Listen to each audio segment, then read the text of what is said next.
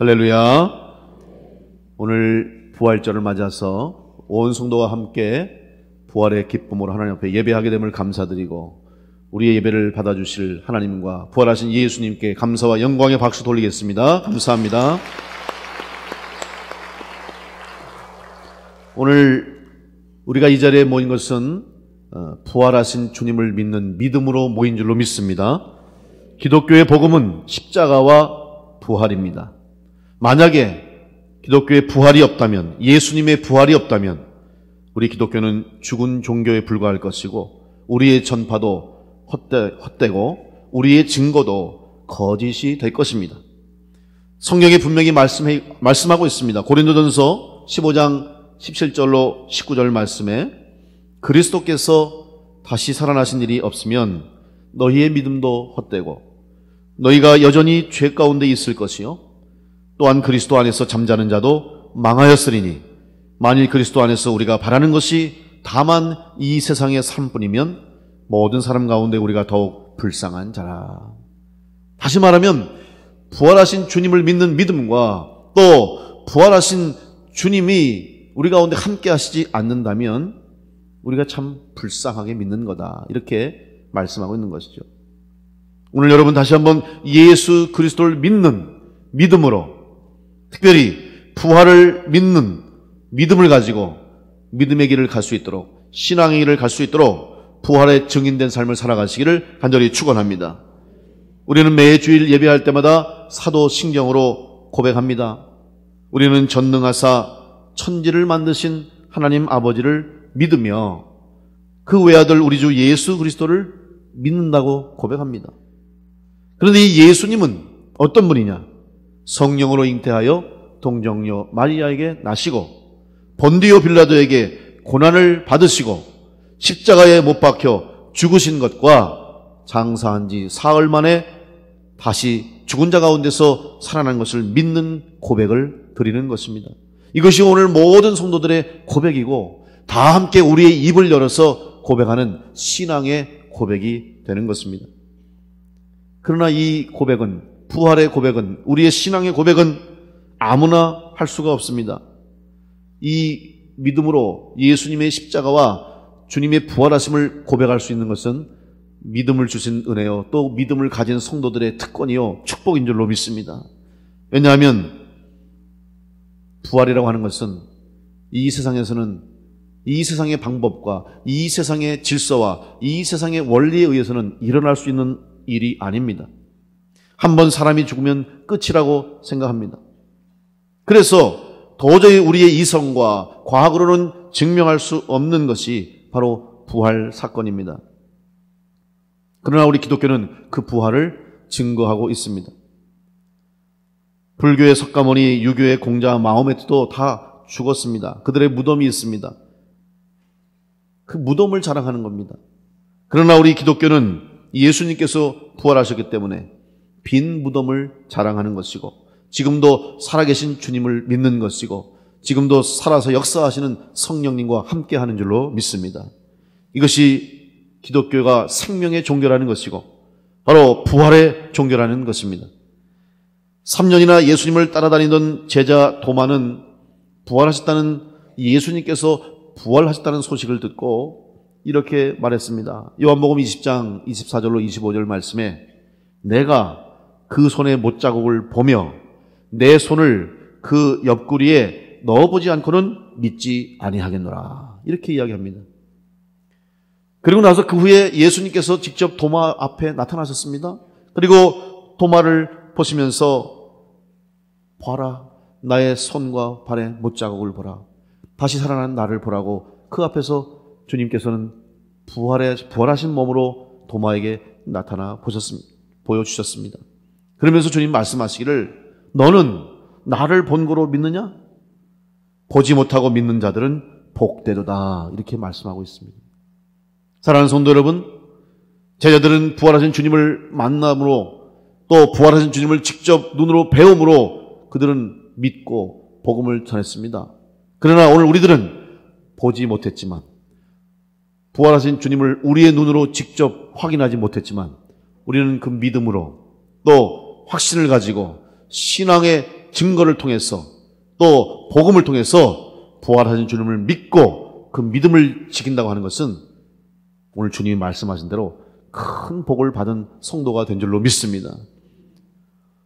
보지 못하고 믿는 자들은 복되도다 하는 말씀처럼 오늘 부활의 복음, 부활하신 주님을 믿고 부활의 증거를 확신하고 부활의 증인으로 다시 한번 이 자리에 모인 여러분 가운데 하나님이 약속하시고 주님이 주신 놀라운 축복이 여러분과 함께 하시기를 간절히 축원합니다. 우리는 복된 자가 되었던 것입니다. 바로 부활하신 주님을 만나고 부활하신 주님을 믿고 찬양하며 예배할 수 있는 것은 큰 은혜요 복입니다. 주님께서 이 땅에 오셔서 성경에 말씀한 대로 3일 만에 다시 살아나셔서 베드로에게 보이시고 또 12제자와 500여 형제에게 보여주셨습니다. 예수님의 부활은 이미 성경에 구약에서부터 기록되어 있었고 예언되어 있었고 또 예수님 자신도 여러 번 스스로 말씀하셨습니다. 그 말씀을 제자들은 듣고도 이해하지 못했고 또 온전히 믿지 못했기 때문에 주님이 십자가에 못 박혀 돌아가시는 사형당하신 이후에 그들은 자기들이 원하고 자기들이 기대했던 일들이 다 수포가 되었음을 깨닫고 절망하며 낙심하며 흩어지고 도망가고 숨어서 불안과 공포 속에 떨고 있었습니다. 그러나 그들에게 주님이 나타나시고 부활하신 주님의 소식이 전해지자 그들은 변화되었습니다. 첫째로 그들은 그들의 마음에 두려움이 사라지고 평화가 찾아오게 됐습니다. 지금 그들의 상태는 아주 불안한 상태입니다. 혹시 나도 예수님을 따라다녔기 때문에 나도 예수님이 복음 전하시고 예수님이 말씀 전하시고 기적을 행했던 그 장소에 같이 있었기 때문에 혹시 나까지 예수님의 죄목, 예수님이 당하신 그 고난 혹은 그 형벌을 나도 당하지 않을까 하는 불안과 두려움에 떨고 있었던 것입니다. 이런 제자들과 백성들을 향해서 주님께서 부활하신 후에 제일 먼저 하신 말씀이 있습니다. 그것이 무엇이냐? 평안하냐 하고 물으신 것입니다. 평안하냐? 오늘 여러분 이 평안이라고 하는 것 말씀 보십시오. 오늘 말씀에도 보면 9절 말씀에 예수께서 그들을 만나 이르시되 평안하냐 하시거늘 이렇게 물으셨죠. 평안하냐. 여러분 평안이 무엇입니까? 우리 한글로 번역해서 평안하냐 이렇게 물으니까 마음이 불안했는데 이제 평안하냐 이렇게 해석할 수도 있고 마음이 두렵고 떨리고 걱정돼서 불안해하는 제자들에게 또 주님을 사랑하는 사람들에게 이렇게 말씀하셨다고 생각할 수도 있습니다. 그러나 보다 더 정확한 의미의 이 말씀은 뭐냐면 인사하신 거예요. 인사. 여러분 이스라엘 인사가 뭡니까? 샬롬. 샬롬의 뜻이 뭡니까? 평안하세요. 이게 인사예요. 그러니까 원어에서 신약 성경 이 성서의 원어로 예수님 유대인이잖아요. 예수님이 부활하시면서 제일 먼저 그 무덤에 찾아왔던 여인들에게 주님이 제일 첫 말씀을 하신 게 뭐냐면 샬롬. 근데 그 샬롬은 우리식으로 번역하면 잘 있었니? 이거예요. 인사하신 거예요. 인사. 그래서 영어 성경에 보면 예수께서 그들에게 인사했다. 그리팅이라고 쓰고 있어요. 그리팅. 인사했다는 거예요. 문안했다는 거죠. 다시 말하면 예수님께서 부활하시고 제일 먼저 사람들을 만나고 여인들을 만나서 하신 말씀이 그동안 잘 지냈느냐. 여러분 주님이 자기에게 이 인사하시는 이 인사의 말을 들으면서 그들의 마음이 어떻겠습니까? 그들이 지금 잘 지냈습니까? 그들의 마음도 너무너무 고통스러웠고 주님이 당하시는 고난을 보면서 지켜보면서 아무것도 할 수 없었고 또 인간적으로 우리가 주님을 기대했는데 저런 모습이 아닌데라고 생각했던 사람들은 실망하고 낙심하고 혹은 마음에 배신감도 느꼈을 것입니다. 그러한 여러 가지 복잡하고 말할 수 없는 심경 가운데 있었지만 이제 주님이 살아나셔서 잘 지내느냐 인사할 때 그들은 그 자리에서 무릎을 꿇고 말았던 것입니다. 다시 말하면 살아나셔서 인사를 하셨다고 하는 것 있을 수 없고 믿을 수 없는 일들이 눈앞에 펼쳐지는 것을 보면서 이제 그들은 너무 기쁨과 감격에 무릎 꿇고 경배하면서 두려움이 사라지고 주님이 다시 부활하셨다는 확신 가운데 그들의 두려움이 다 눈 녹듯이 사라지고 안개 거치듯이 걷어지면서 주님 앞에 온전한 믿음을 갖게 되었던 것입니다. 오늘 예수님께서 다시 살아나심으로 부활하심으로 여러분 마음에 염려와 걱정과 두려움과 불안, 근심이 있다면 부활하신 주님께서 여러분 마음 가운데 찾아오시고 여러분 마음에 임재하시고 여러분 삶 가운데 찾아오셔서 평안하냐, 잘 지내느냐 문안할 때 여러분 그 주님을 만났으므로 참 평화와 평강을 얻는 복된 성도를 다 되시기를 간절히 축원합니다.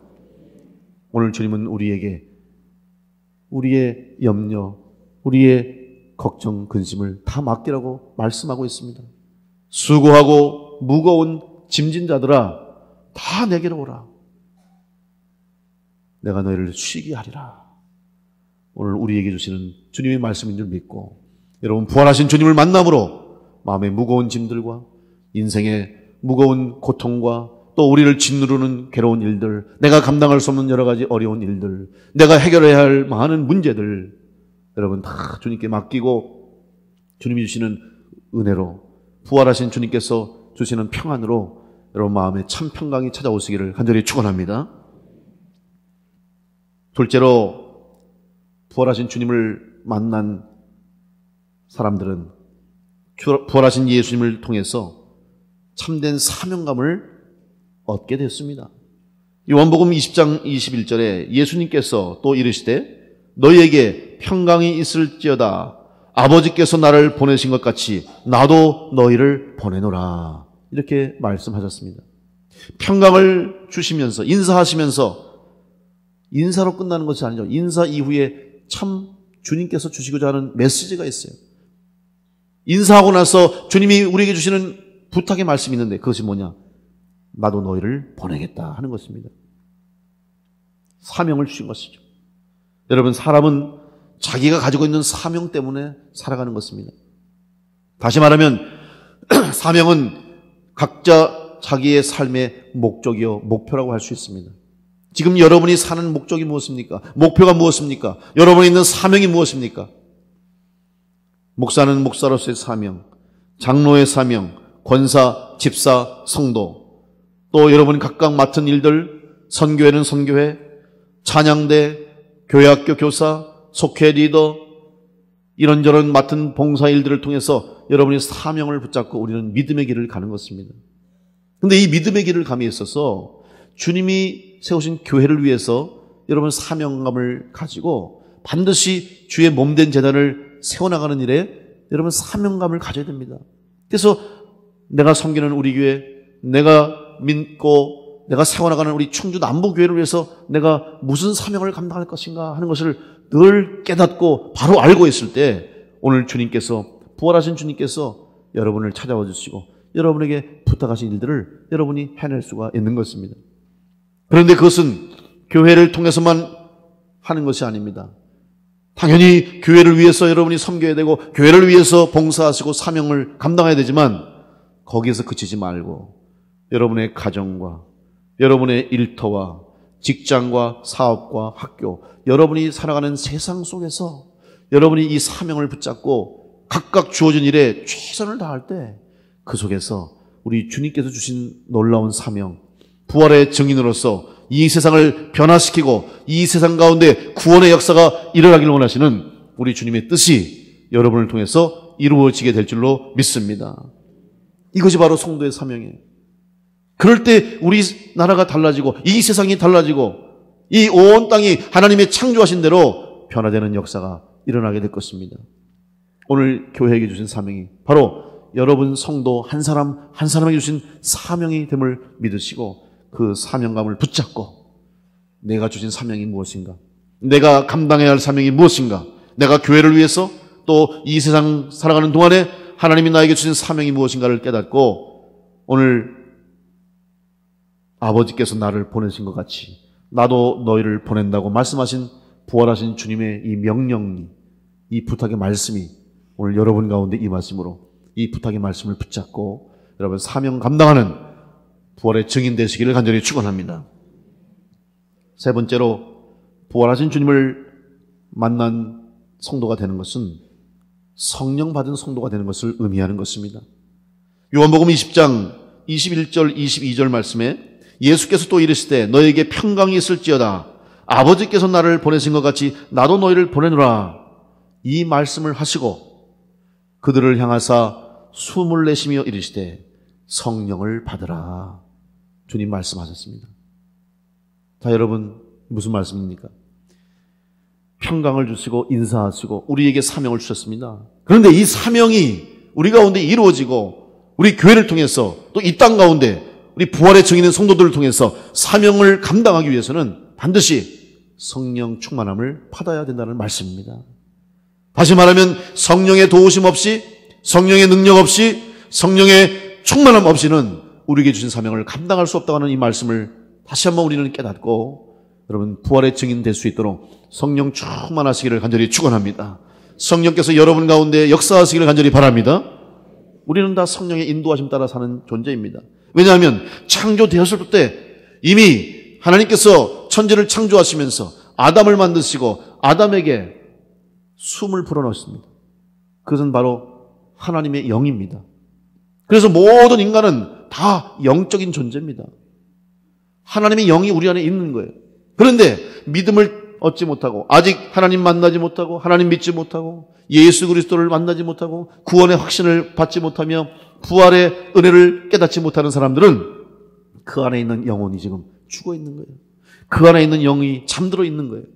그러나 다시 한번 그들 속에 오늘 이 부활하신 주님께서 숨을 내쉬면서 성령을 받으라 말씀하신 것처럼 그들의 영혼 속에 그들의 심령 속에 하나님의 영 성령이 들어가면 성령을 받으면 그들이 다시 살아있는 영적 존재가 되어서 그들의 영이 깨어나서 하나님의 원래 창조의 목적대로 아름답게 살아갈 수 있는 놀라운 역사가 일어나게 될 줄로 믿습니다.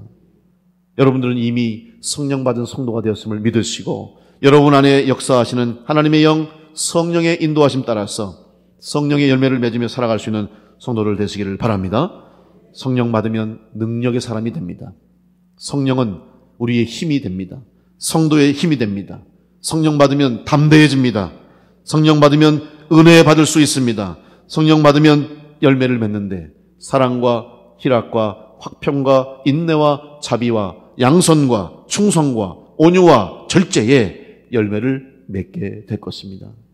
이런 성도들이 이 땅에 가득할 때, 우리 충주에 가득할 때 우리 사는 이 도시, 우리 사는 이 땅이 성령의 충만한 성도로 말미암아 아름다운 열매들이 맺혀지는 것을 통하여서 하나님의 뜻이 이루어지고 구원의 역사가 이루어짐으로 하나님 기뻐하시는 놀라운 회복의 역사, 이 땅에 하나님 앞에 영광 돌릴 수 있는 복된 일들이 일어나게 될 줄로 믿습니다. 그 일들을 일어나갈 수 있도록 성령 충만함으로 살아갈 수 있는 성도들 되시기를 간절히 축원합니다.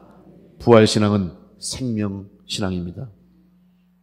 부활은 곧 새 생명을 의미하는 것입니다. 이제 여러분 새 생명을 받은 성도로 이제 새롭게 변화된 모습으로 살아갈 수 있기를 바랍니다. 이전에 예수님이 돌아가시 전에는 안식일이 금요일 밤부터 토요일 해 지는 시간까지가 안식일이었습니다.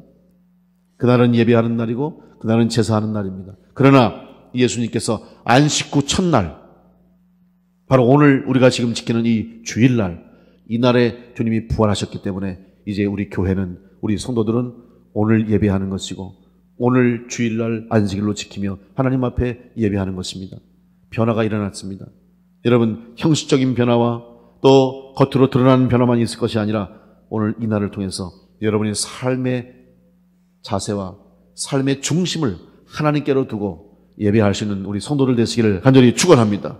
그래서 오늘 우리가 주일, 이것은 주의 날입니다. 예수님의 날이고 주님의 날, 주님이 부활하신 날을 우리가 오늘 안식일로, 주의 날로 지키는 것입니다. 요한복음 2장 19절에서 21절에 예수께서 대답하여 이르시되 너희가 이 성전을 헐라 내가 사흘 동안에 일으키리라. 유대인들이 이르되 이 성전은 46년 동안 지었거늘 내가 3일 동안에 일으키겠냐 하더라. 그러나 예수는 성전된 자기 육체를 가리켜 말씀하신 것이라. 죽은 자 가운데서 살아나신 후에야 제자들이 이 말씀하신 것을 기억하고 성경과 예수께서 하신 말씀을 믿었더라. 주님께서 이 성전을 헐라 3일 만에 내가 다시 세우리라. 바로 주님의 부활을 말씀하신 것입니다. 여러분, 다시 일어나는 은혜가, 다시 새롭게 되는 은혜가 오늘 부활의 기쁨에 참여한 여러분 가운데 있게 될 줄로 믿습니다. 비록 세상에서 쓰러지고 넘어지고 지쳐서 주저앉아 있을지 할지라도 여러분 다시 일어나는 은혜가 있게 되시기를 간절히 축원합니다. 부활의 능력으로, 부활하신 주님이 주시는 축복으로 다시 일어날 수 있습니다. 잠언 24장 16절 대저 의인은 7번 넘어질지라도 다시 일어나려니와 악인은 재앙으로 말미암아 엎드러지니라. 여러분, 오늘 우리는 다 예수님 때문에 죄인이 아니라 의인이 된 줄로 믿습니다. 의인은 다시 일어날 수 있습니다. 시편 37편 22절 24절 말씀에 주의 복을 받은 자들은 땅을 차지하고 주의 저주를 받은 자들은 끊어지리로다. 여호와께서 사람의 걸음을 정하시고 그의 길을 기뻐하시나니 그는 넘어지나 아주 엎드러지지 아니함은 여호와께서 그의 손으로 붙드심이로다. 오늘 부활의 증인되고 부활하신 주님을 믿고 고백하며 예배하는 여러분 의인 되게 하시고 오늘 여러분을 하나님의 손으로 붙드시고 성령께서 능력 주셔서 다시 일어나게 하시고 다시 걷게 하시고 다시 뛰게 하셔서 여러분 통해서 하나님의 사명과 여러분 인생의 목적과 목표를 이름으로 하나님께 영광 돌릴 수 있는 귀한 성도가 되게 하신 줄로 믿습니다. 그 믿음 가지고 확신 가지고 부활의 증인되어서 끝까지 승리하는 우리 모든 성도들 다 되시기를 간절히 축원합니다.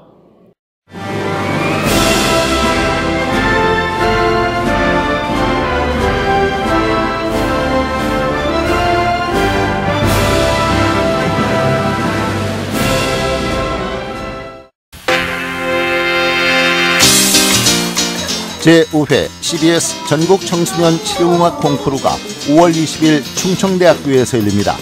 청소년 실용음악 콩쿠르는 초중고 대학 일반부로 나눠 보컬과 기타, 피아노, 드럼, 타악기 등 부문별로 재능을 겨루게 됩니다.